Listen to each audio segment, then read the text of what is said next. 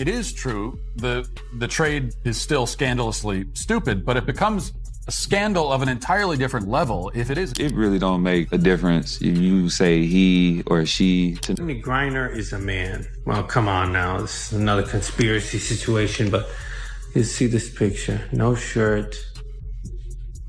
It's apparently an old Welcome back to WNBA Fever Zone.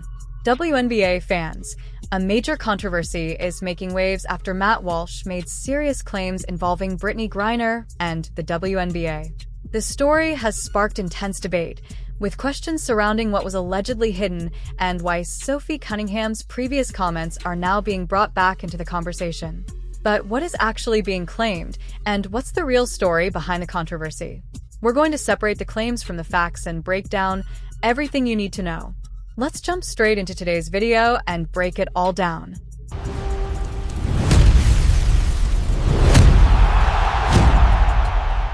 The top personalities in sports commentary are tearing down the WNBA's double standards on national television, and the executive staff is in a panic as the league faces a huge ideological crossroads. As you may expect, it's got a lot of people asking the same question. Is that really a she? Now that I think about it, it kind of makes sense that when she was in Russia, that they decided to put her in a men's prison. Corporate media's initial aggressive attempt to promote political narratives has utterly backfired, sparking a fierce public debate that extends from major podcast studios to mainstream news programs. Brittney Griner now adding her voice to the debate over transgender athletes. She's a WNBA star, slamming the push to ban biological men from competing against biological women. So when someone like Brittney Griner says, actually, I'm going to fight for men to play in women's sports, it's just another blow against lots of young female athletes. The host of the show, Matt Walsh, attacked the sports establishment, saying that these organizations have put themselves in such a ridiculous position that they are unable to even describe what a woman is. Matt Walsh presented the harsh realities. Prominent podcaster, one of the things that made him wake up to this issue is that he's an MMA fighter. Correct. Biological males who are transitioning to female, beating the hell out of biological females in the ring. He started to think, what are we doing? What are we doing here? Like, why are we cheering this? I assumed that was the case from the beginning. I assume it because I reflexively disbelieve everything this administration says.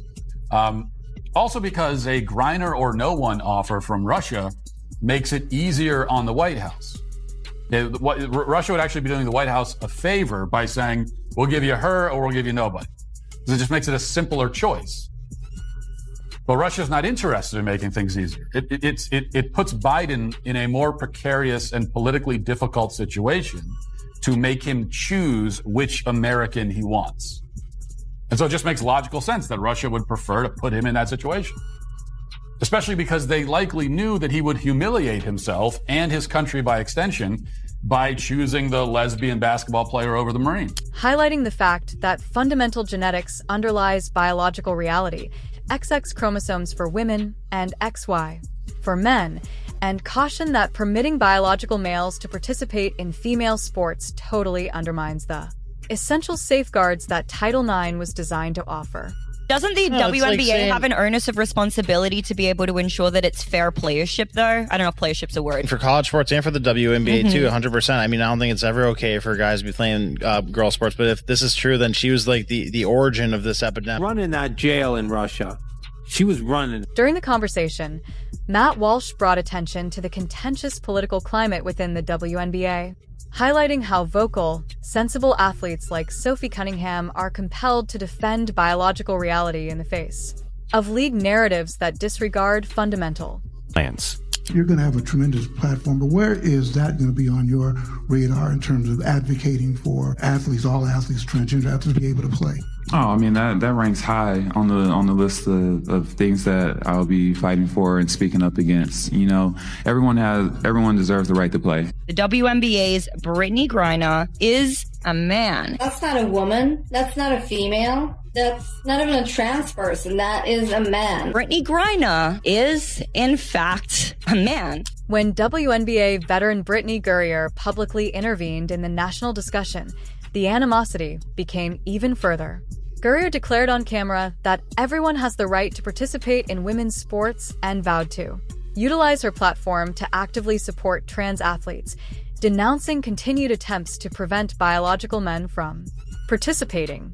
It really don't make a difference if you say he or she to me. Like when I'm out in public, like my teammates sometimes will get mad if somebody call me a he, but I'm just like, I don't care. Like, you know, we go sit down and get some food and they're like, sir, what do you want? I'm like, yeah, let me get the steak, medium well, thank you. I'm in TSA and I'm going through TSA and, you know, the guy pats me down so I could go through. I'm cool. I didn't have people come running like, no, it's a girl. I'm like, hey, you're making it awkward. Yeah. Like, I'm just trying to get through. Whoever could pat me down the fastest, I don't care. Yeah. I've had the opposite where someone was like, hey, you know, it's just against the rules. Like, he can't pat you down. Like, she has to pat you down. And then she walks up and she's looking at me. She goes looking at my chest, looking me up and down, looking at my chest, trying to look at the ID, making it awkward. Or they'll ask me, you really a girl? Nah, I'm lying. Her remarks were widely criticized by major news networks right away. Author Douglas Murray openly denounced Griner's remarks as a terrible blow to thousands of dedicated female athletes nationwide, pointing out that her position deliberately undermines young women vying for fair podiums, college scholarships, and hard-earned roster positions. Everyone deserves the right to play, so she's now weighed in on this. She's got a big voice. I suppose it's sort of lucky that Brittney Griner's not just starting off, because if these are the rules when she was starting off, then the whole thing might be different. The problem we have in America on this is that there's a very distinct lack, actually, of women defending women in the public square on issues like this. And that isn't the case in every other country. For instance, in my own country of origin, Britain, there have been very, very prominent women, not just in sports, but across the political and social platforms who have objected to precisely this. Transform and physically subjugate. Female rivals in combat sports. Even Matt Walsh realized the inherent danger of this problem. Griner's remarks were applauded by radical activist groups, but female athletes have come out to spearhead an intense counter-protest.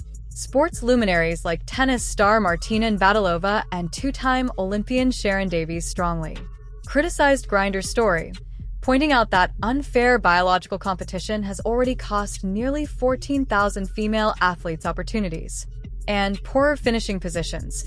Navratilova made it clear that activists should respect the biological boundaries that safeguard women's spaces and cease attempting to redefine feminism. However, league executives and loud activists continue to push divisive agendas that alienate the vast majority of basketball fans in spite of this overwhelming backlash from mainstream fans and sports luminaries. Woman decided to stand up for women and female spaces. And that woman is now getting lambasted by other women because she doesn't support transgender people in female spaces. Sophie Cunningham, who many of you will probably know from this video, recently got herself in hot water because she had the audacity to say that women and girls should be protected. WNBA star Sophie Cunningham, who plays guard for the Indiana Fever, when an ESPN feature quoted her opposition towards biological men competing in women's sports. She said she wanted to protect young girls both on court as well as in the locker room, calling her position kind of common sense. It has everything to do with reality. The WNBA leadership is in a difficult situation as a result of this conflict between corporate philosophy and common sense, while brave athletes like Sophie Cunningham take a chance on public criticism to protect the integrity of women's sports. Individuals like Griner persist in promoting tales that incite strong public indignation. Deep divisions within the league have been shown by the disparity between players who defend the truth and others who hide behind corporate phrases.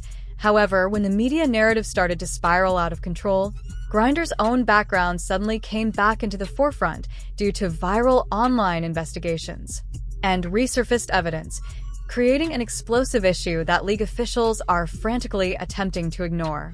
Jersey used to represent someone I respected as an athlete. Today it represents something I can't support anymore. Sports have the power to bring people together, but when someone uses their platform to demonize or marginalize an already vulnerable community, I have to decide where I stand. I'm burning my support. As a trans woman, I've spent years fighting just to exist authentically. I will never understand how these people think this is some sort of a win for their side. Like, I am begging you people to be normal. Despite Despite the monumental freakout, Cunningham didn't back down, which we love to see. Viral conversations on major media platforms have forced the WNBA front office to completely limit the damage as public scrutiny hits an all-time high. A team of analysts on the well-liked commentary program Valuetainment examined leaked video clips, revived media footage, and internet rumors about Gurrier's past, emphasizing the complete silence from major sports networks about her time in Russian captivity.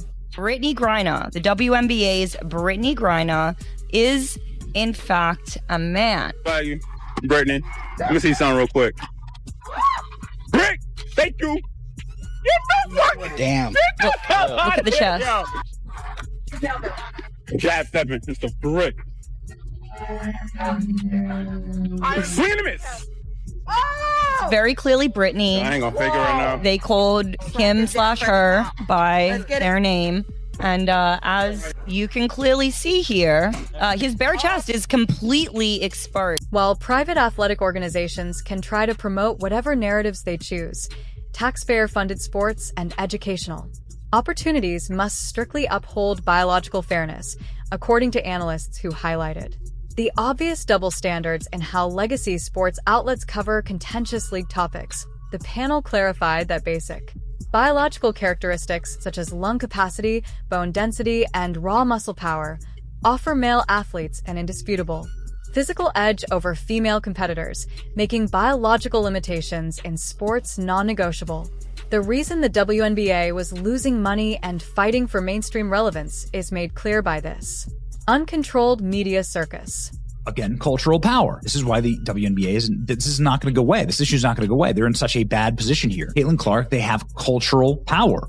People love them. People are buying tickets that would never care about the WNBA. There's a reason why people call Sophie Cunningham MAGA Barbie, and people are starting to fill the arenas to watch her and Caitlin Clark. She's not apologizing for saying that there should be no men in this woman's sport. It's caused an absolute crisis, and people are losing their mind. Caitlin Clark is an absolute all-star. She is the Michael Jordan of this. This is the girl that girls have been waiting for forever. Caitlin Clark is a rising star in women's basketball. She's pulling in crazy viewership numbers. These women spent $1,000 on tickets to attend the Indiana Fever versus Atlanta Dream game, specifically to see Sophie Cunningham. Before generational great Caitlin Clark joined the league decades ago, the sport was radically changed.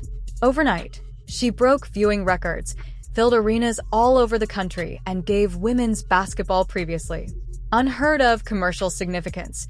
Millions of true sports enthusiasts flocked to the stadium to witness Clark's thrilling play style, amazing shooting range, and unadulterated love of basketball, demonstrating that spectators choose high-level, elite basketball than force political theater. However, league management and activists.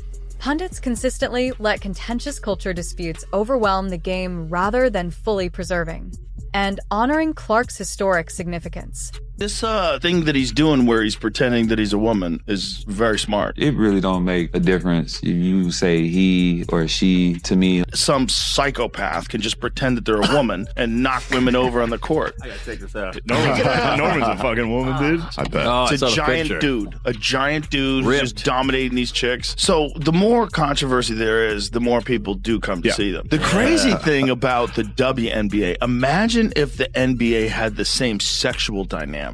Imagine if the most of the team was a bunch of gay dudes who were like very aggressive and black. While the WNBA is suddenly getting more public attention than ever before, Joe Rogan pointed out during his program, BY putting radical posturing ahead of Clark's genuine fan base, league leadership runs the risk of utterly squandering this fantastic chance. The vast majority of sports fans who merely want fair competition and genuine physical greatness are represented by athletes like Sophie Cunningham, who stand up to defend their colleagues and promote biological planes since in the meantime, individuals who advocate for the erasure of biological boundaries, like as Brittney Griner, are becoming more and more alienated from regular Americans who respect sports integrity. And that brings us to the end of today's The Clark Update. What started as another debate surrounding the WNBA has now turned into a much bigger conversation about the future of women's basketball, fairness in sports, media coverage, and the direction professional leagues should take when controversial issues enter the spotlight. Throughout the story, we've heard strong opinions from commentators, athletes, and public figures. Matt Walsh, Joe Rogan, Sophie Cunningham, Brittney Griner, Martina Navratilova, and other voices have all become part of a wider discussion that clearly isn't going away anytime soon. But beyond the personalities and heated arguments, there is one important question that remains. What should the future of women's sports look like? Should leagues focus primarily on the competition itself, protecting fairness and allowing the athletes to remain at the center of the conversation? Or should professional sports organizations also take an active role in broader cultural and social debates? There is no doubt that women's basketball has reached an important moment.